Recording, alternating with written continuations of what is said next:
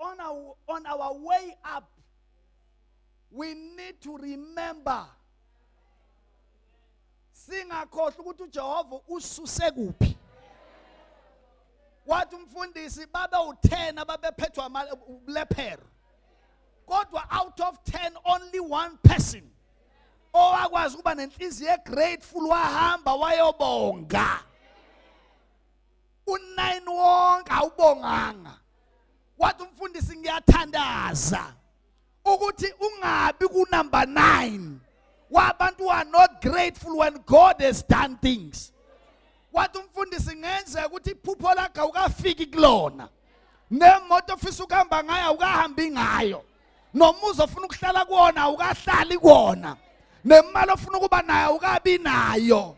Wathi kodwa kunento eyodwa egarantayo ukuthi you are no longer in the same place where you used to be before you came to Christ. What you are garanta ukunoma ngabe yini le ekwenza ukuthi ungabi grateful to God, ungathi appreciate umusa nothando lwakhe. Wathi God, we are no longer in the same place. La wahlangana khona noKristu, you are no longer there, you are already somewhere, even though we have not reached your destiny. Because of that, be grateful to God. Yeah. So if ever when akunemnyango ongena kuyona abanye befisa ungena, be wise enough to remember it is God. What to do? What is God expecting you to do, Mesekhulumile? Number 1, to have faith in His weight. That's what God expects you to do. That's what you must do. MaUnkulunkulu esekhulumile, likholwe lelo lizwi bazalwane. Believe that word with all of your heart. Have an unwavering faith. Ukholo olunganyakaziseki. Ukholo olume kulelizwi uThixo alikhulumile. Are you listening to me? Ngoba bazalwane, let me tell you. The reason why God is God, it is because He can do what man cannot do. He said, my thoughts are not your thoughts. My ways are not your ways. Believe izwi lakhe kumnyama bathandekayo. Believe izwi lakhe ingeke sign ye progress. Believe izwi lakhe kuthulekile ngoba yena even ngisho desert lithi iBhayibheli uyakwazi ukuthi enze imifula igobhoze desert la komekhona. Number 2, what to do with the word of God that you have received. Keep it in your heart and don't forget it. That's what you need to do.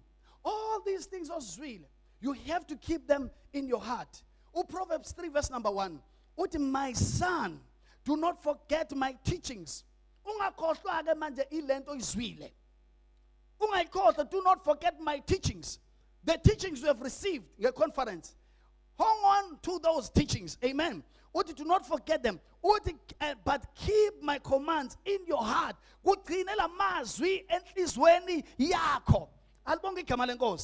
Listen, my son, do not forget my teachings. Keep my commands in your heart, for they will prolong your life. It's amazing that the word of God, when it dwells in your heart, it will prolong your life. That means, but you will die young. Spending too much time thinking about your enemies. Spending too much time about our losses. Spending too much time about abantu abasholok. Instead of meditating and keeping the word of God in your heart. This is what God said about my life. Somebody say amen. The Bible, for they will prolong your life and bring you peace and prosperity. That's the word of God. It will bring you peace and prosperity. So if you don't have peace, it is because the word has not dwelled in your heart. When the word dwells in your heart, let me tell you, you'll be bold. You'll be confident about the future. Are you listening to me? There is something, halababa sete. Oh, there is a giant inside you. As of you will be bold. You will be confident about the sasalako.